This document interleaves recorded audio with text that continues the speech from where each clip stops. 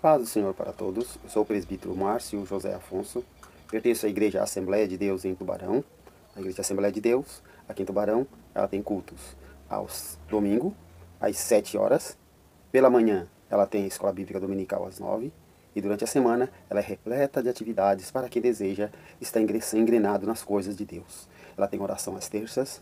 Ela tem encontro de adolescentes às sextas. E ela tem encontro de jovens aos sábados. Tudo às 8 horas. Então você tem um repertório de cultos para participar na Igreja Evangélica Assembleia de Deus. Sem falar nas suas subcongregações, essas congregações, aliás, sub não. Congregações e subcongregações também, espalhadas por todo o Tubarão. Temos congregações em Morrotes, temos congregações no Fábio Silva, temos congregações na Congonha, temos congregações lá na Passagem, temos congregações em Sombrio, temos congregações em Guarda Margem Direita e Esquerda, nós temos congregações em São João Margem Direita, nós temos congregações espalhadas em toda a parte para bem atender a você, que deseja ouvir uma palavra de Deus. E hoje eu estou aqui em continuação ao estudo Quem é Deus? Lembra que nós começamos, eu dei um parão, que precisava montar algumas coisas antes de conseguir, não conseguindo montar o equipamento que eu realmente careço para fazer um bom vídeo para vocês, mas por enquanto o que eu tenho é esse. Então, não temos outras maneiras de fazermos alguma coisa, né, para mantermos o vídeo. Peço que você que estiver ouvindo ou visto esse vídeo, compartilhe com algum irmão, com alguma pessoa, porque muitas bobagens são ditas sobre Deus. E essa fraqueza das pessoas não entenderem realmente que é Deus me preocupa, porque você está mexendo com algo que está acima da sua capacidade, acima da sua intelectualidade. Você está mexendo com algo que é superior a você. E às vezes, como diz Paulo aos Romanos no capítulo 1, tendo conhecido a Deus, não o glorificaram como ele merecia. Antes de seu discurso, ou desvaneceram, ou diminuíram. Não é? O que é realmente Deus foi diminuído pelos discursos humanos, porque os homens tentaram sintetizar com a sua mente Deus. E aí deu-se os problemas que nós vemos até os dias de hoje, não é? Como se trata de falar sobre Deus. Hoje eu vou falar sobre Deus na casa das comparações, porque eu já expliquei na primeira aula atributos, capacidades que Deus tem, era assim que o povo conseguia enxergar Deus. Porque eu não tenho como definir para você o nome Deus e dizer assim, ele é assim, assim, assim, não dá. Só podemos defini-lo pelos seus atos e pelas suas comparações e aparições. Só podemos fazer isso, ainda isso é pequenininho em relação a Deus. É por isso que hoje eu quero ler com você no livro do profeta Isaías, capítulo 40, versículo 18, que nós temos aqui. A quem, pois, farei semelhante a Deus? Ou com que o comparareis? Era uma pergunta de Isaías. Com que eu vou comparar Deus? O que eu posso dizer sobre a pessoa de Deus nesse exato momento? A quem eu compararei? Não tem como. Porque Deus está realmente acima de todas as coisas que nós possamos ver, entender e compreender. Isso é que é o mais importante. Mas agora nós estamos aqui nessa parte. A quem compararei? O que é uma comparação?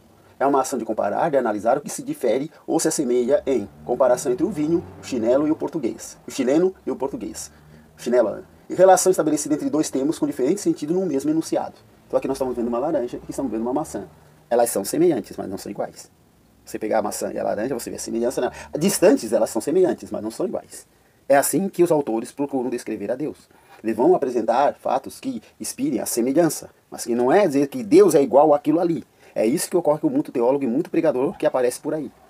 Pregadores até honestos, mas por falta de conhecimento. Pronto, eu volto a repetir o texto que eu mais gosto de repetir para toda pessoa que às vezes está se achando sabichona e fala besteira. Não conheceis as Escrituras nem o poder de Deus. Quando você passa a conhecer as Escrituras e conhecer o poder de Deus, você começa a Deus é a sua rocha, a sua defesa. Porque ele considera, assim, estar numa montanha bem alta, lá sobre a rocha, uma proteção imensa contra os seus adversários. Você sabe, é mais fácil tacar flechas de cima para baixo que de baixo para cima. Você tem uma amplitude, tem maior visão, tem maior capacidade de acertar. Se você está numa altura muito elevada, muitas vezes as flechas não conseguem chegar à altura devida lá em cima. Então ele sentia-se seguro, sentia-se sobre a rocha. Sem falar a fortaleza, que é uma rocha. Você atrás de uma rocha, para o pessoal daquela época, dificilmente tinha um maquinário que conseguiria quebrar uma rocha com facilidade. Não tinha. Então ele tinha todo um pressuposto de dizer Deus como rocha. Mas não é só assim que eles também viam o próprio Deus, não. Eles também viam Deus de outras formas. Como os escritores aqui, eles viam Deus. Olha só que ele fala, confiai no Senhor para sempre, porque o Senhor, Deus, é uma rocha eterna. Agora aqui, essa rocha já não é mais um pedaço, agora aqui é uma montanha, podemos dizer num sentido, eterna. Eles querem dizer que a proteção de Deus era tão grande, a firmeza de Deus é tão grande, mas se apela muito mais à resistência e à eternidade de Deus. Por quê? Se você olhar uma montanha para um povo que vivia naquela época, né, visse uma montanha, podia passar 50, 100 anos, ele morreria, e a montanha estava lá. Dependendo da rocha que for, se não houver nenhum deslizamento, você entenderia que aquela montanha não sofreu transformação. Então eles podiam dizer, confiar no Senhor para sempre, porque o Senhor Deus é uma rocha eterna. Além de ser super resistente, ele nunca se acaba. Mas você pode dizer, mas hoje conhecemos pela ciência que a erosão desgasta tudo, mesmo as pedras estão só passando por erosão. Mas naquela época era que o povo entendia. Eles não entendiam o que era a erosão lá comendo as rochas. Eles entendiam que Deus era algo eterno, uma rocha eterna, em que eles podiam realmente se firmar. Aqui sobre o Senhor, sobre comparação. Bom, Agora nós vemos aqui outra comparação sobre Deus. Porque o nosso Deus é um fogo consumidor. Hebreus capítulo 12, versículo 19. Agora vê que o autor aqui de Hebreus é comparar Deus a um fogo consumidor. Se você vê um imenso fogaréu ou de um vulcão ou uma floresta, o que você pensaria naquela época? Uma destruição total. Então é assim que o povo enxergava Deus. Um fogo consumidor, algo que não poderia ser detido por forças humanas. Não conseguiria o homem vencer. Porque como eles não conseguiam explicar a Deus com seriedade, eles procuravam sempre explicar a Deus com alguma coisa mais próxima. Então aqui está a imagem que o escritor de Hebreus disse. Nosso Deus é um fogo consumidor. Tudo que chega perto dele é totalmente destruído. Aqui ele está falando do poderio, do poder, da exaltação de Deus. Não da exclusão do pecador. Ele está apenas explicando o poderio que é o Senhor Deus, o poder que possui Deus em torno da sua capacidade.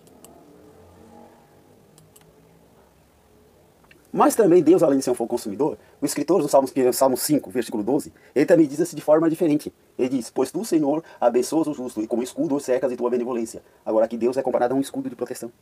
Há algo que protege o justo. Aquele que está sob a proteção de Deus. Você lê lá no Salmo 91 que diz, aquele que habita no esconderijo do Altíssimo, a sombra do Onipotente descansará.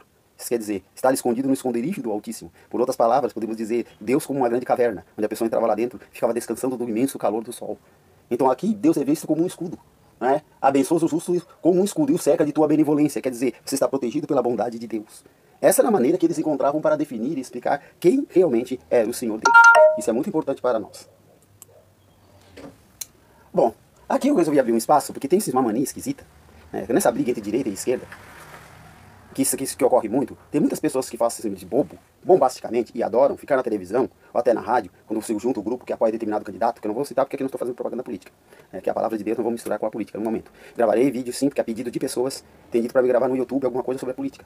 Daí um nome não estará ali marcado, se você não quer ouvir, você já vai ver ali marcado que o assunto não está se referindo à palavra de Deus, já no conteúdo ali, já no tema ali marcado. Aí você vê se quer ouvir ou se não quer ouvir. Bom seria se ouvisse sempre, porque nada aqui é fake news, tá? Tudo que se traz aqui é embasado na verdade. Não estamos aqui para brincadeira não.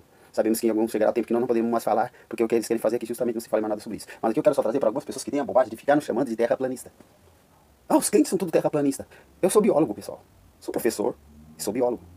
Eu estudei biologia, eu estudei cosmologia, tá? Também estudei cosmologia, estudei química, não sou muito bom, mas estudei química, tá? E em muitas outras matérias eu também estudei. Então, não é dizer que diretamente, sou evangélico. Ah, é tudo terraplanista, acredita que a Terra é plana. Quem foi que disse que nós acreditamos que a Terra é plana e saiu com essa besteirada, gente? Não é porque existe um grupo chamado terraplanista aí, que nós não acreditamos, nós já vimos a fotografia da Terra, gente. Não tem mais nada a discutir. Ah, mas os antigos lá, na época de Moisés, acreditavam que a Terra era plana. Se você queria que Deus chegasse e explicasse que a Terra era redonda para um bando de gente atrasado. Queria causar uma confusão na mente deles. Eles mais um bom vocabulário. Ainda muito mais fazer uma explicação grande tipo essa. Explicar como é que o universo como é que o universo é sustentado por Deus. Um povo que não entendia nada. O povo mal compreendia. Moisés procurou dividir as criações em dias. Para quê? Para que o povo entendesse a ordem da criação. Porque senão eles não entendem nada. A criação pode ter acontecido em 6 dias, como um milésimo de segundo, ou como em 6 bilhões de anos. Isso para Deus não era porque o tempo, fomos nós que foi a partir da criação do homem, como começou a contar tempo.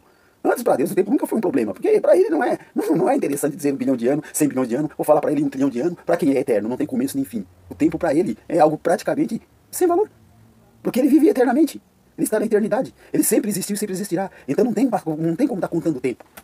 Mas Moisés precisava traduzir numa linguagem que o povo entendesse, precisava explicar numa linguagem que as pessoas entendessem naquela época. Por isso que ele fez aquela divisão em dias, para que as pessoas entendessem como a performance da criação. A criação, como para vocês, pode ter ocorrido em 1 milésimo de segundo, como em milhares de anos. Para Deus isso não seria nada. E não pensa que isso diminuiria o poder dele como é Deus? Não diminuiria. Tem evolucionista que diz que isso diminuiria. Ah, se acreditar que foi 1 bilhão de anos, isso pode ser crença na evolução? Não. A Bíblia é muito bem clara. Cada coisa foi criada segundo a sua espécie. Então, não adianta vir com teoria da evolução, que aqui não vai encaixar. Não encaixa nunca. Cada um já sabe na sua espécie. Nenhuma espécie brigou para ser outra espécie. Cada espécie era uma só. Quando Deus criou, cada espécie era a sua espécie. Foi assim que foi formado. Mas nós vamos ver aqui, na comparação, né? Tem muita gente que fica falando que nós ficamos dizendo que a Terra é plana. Isso é mentira. O povo evangélico não é tolo. Nós temos físicos, nós temos arqueólogos, nós temos pessoas que são cientistas, nós temos até pessoas que trabalham com energia nuclear. Todos eles creem na Bíblia e creem no Deus Todo-Poderoso. Se você entrar na internet, você vai ver debate de pessoas formadas até mesmo em cosmologia do universo inteiro, explicando como Deus criou o universo da mesma forma como eu que estou falando.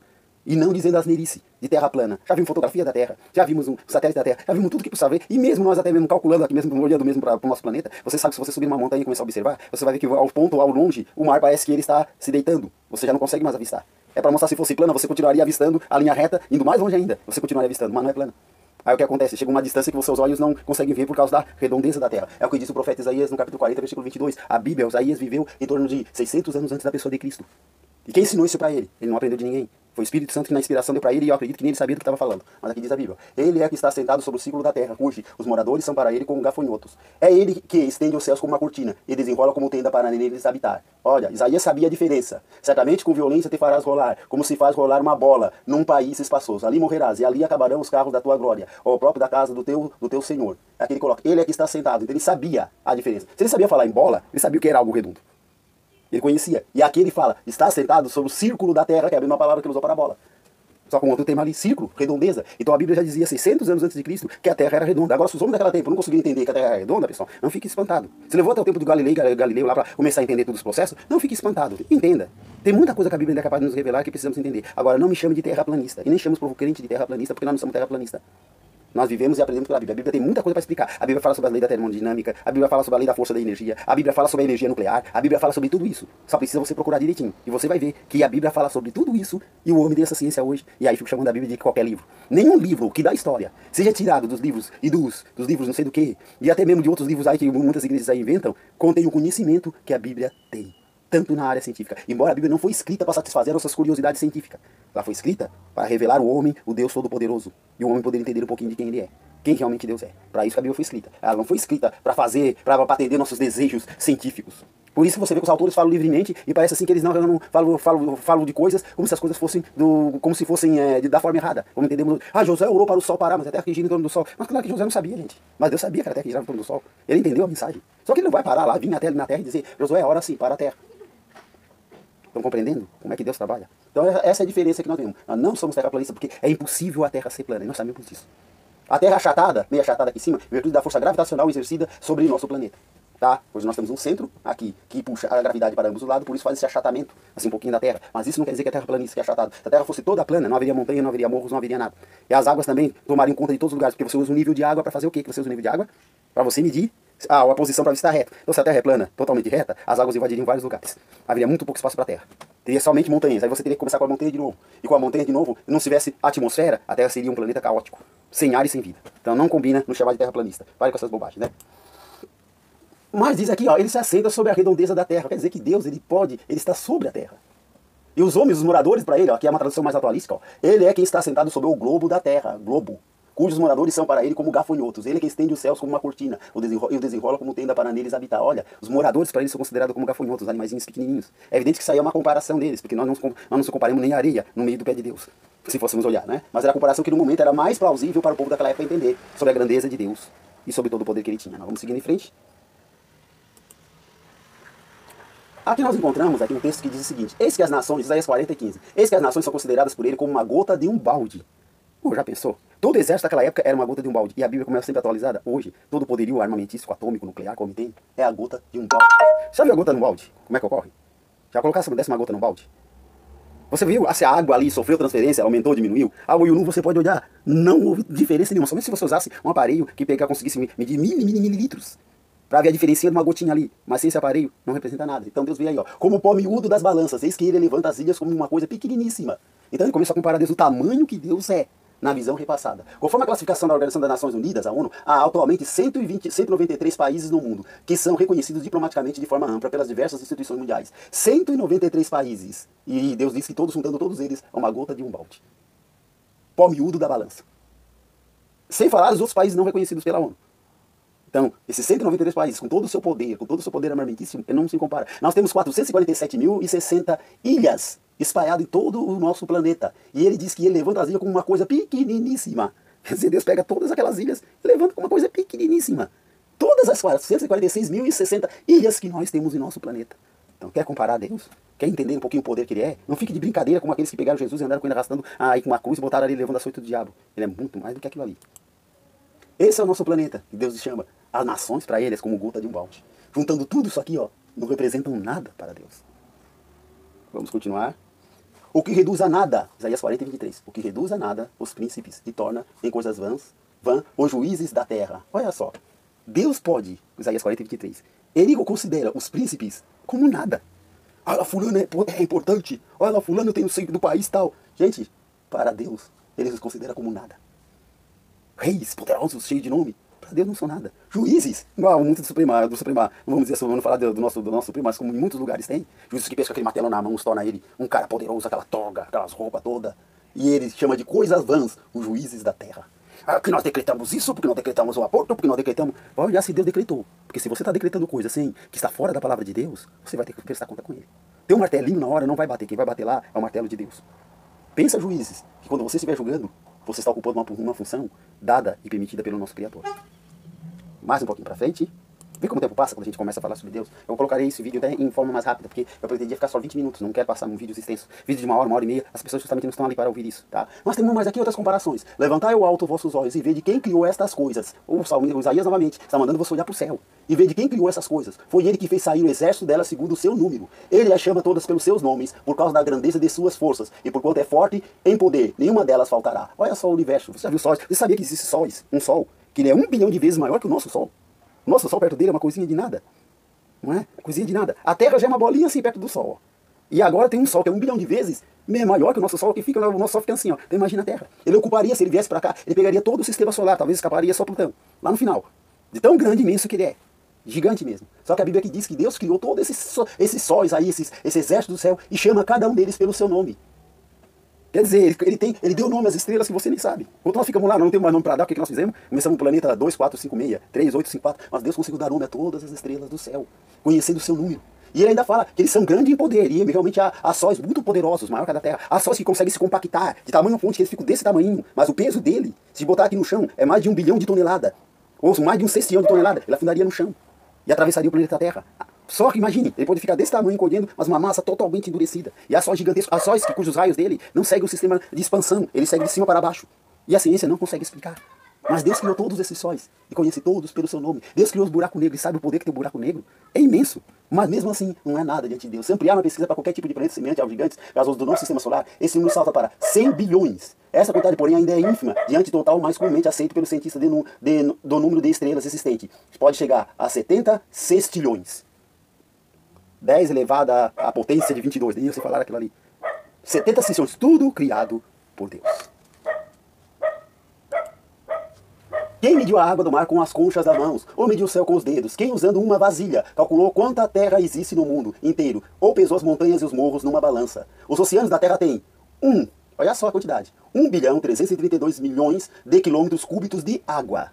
1.332.000.000 de quilômetros cúbicos de água. Agora aqui diz que Deus mede o mar, porque naquela coisa eles não faziam muita diferença entre oceano e mar, tá? Entendam isso? O povo não fazia diferença entre oceano e mar. Quer dizer, com a concha da mão, ele podia pegar todo o mar existente na terra só com a concha da mão. Isso quer dizer o tamanho e o poderio que ele repassavam para os homens daquela época. Ele calculou quanta terra existe no mundo inteiro e pesou as montanhas e os morros numa balança. A terra pesa em torno de 6 sextilhões de tonelada. 6 sextilhões de tonelada, pessoal. Então você imagina justamente, pesando 6 sextilhões de tonelada, mas diz que Deus pesou a terra, os morros, tudo numa balança. Essa é a informação que nós temos de como o povo enxergava a Deus. Que isso é importante nós entendermos isso. A forma que as pessoas enxergavam e viam Deus, não é? Essa é a descomunal 5.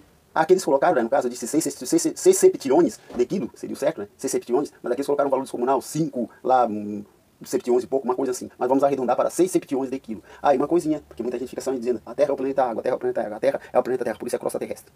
Os livros antigos traziam sempre que diziam, a Terra tem mais água do que terra. Não, na superfície. O planeta Terra, se tu juntar todo o oceano que tem, todos os mares que tem, num lugar só na Terra, e houvesse um espaço suficiente sobre ele, ele era uma bolinha assim, ó, de água. Ainda sobraria muita terra.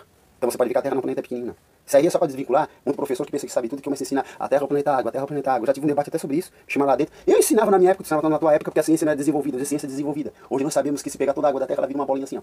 Ainda sobra muita terra, espalhada. Porque estamos vendo a superfície dela. Nós não entramos no fundo, não vimos as crostas que tem embaixo da Terra, várias camadas que existem. Mas para Deus, isso tudo ele é capaz de pegar tudo aquilo ali na mão e dizer que justamente não representam nada para ele. Já estamos chegando perto do final.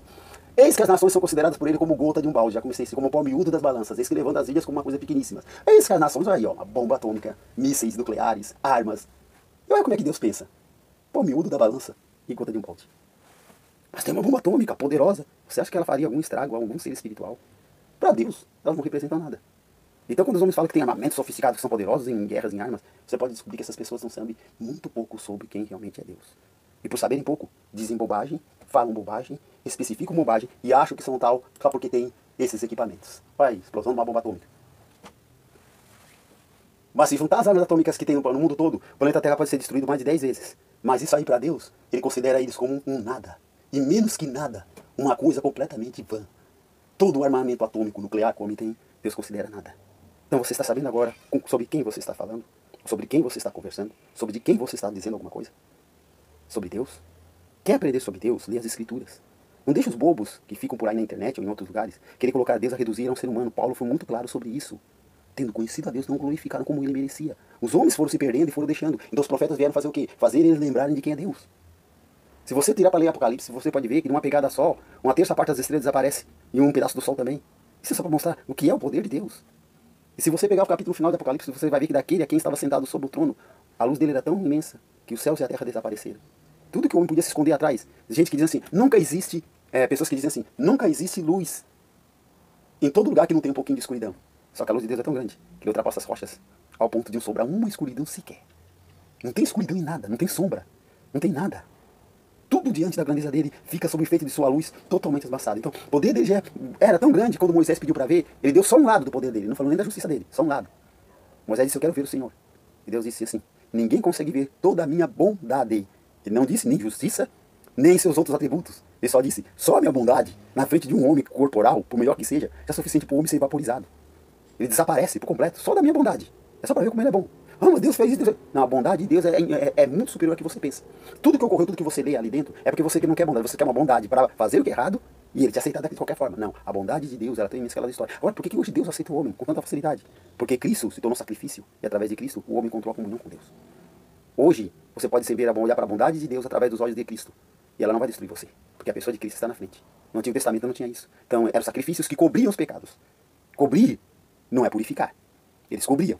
É como se eu pegasse uma parede cuja tinta está feia, eu passasse uma tinta por cima. Eu cobri, mas a sujeira ainda está lá embaixo.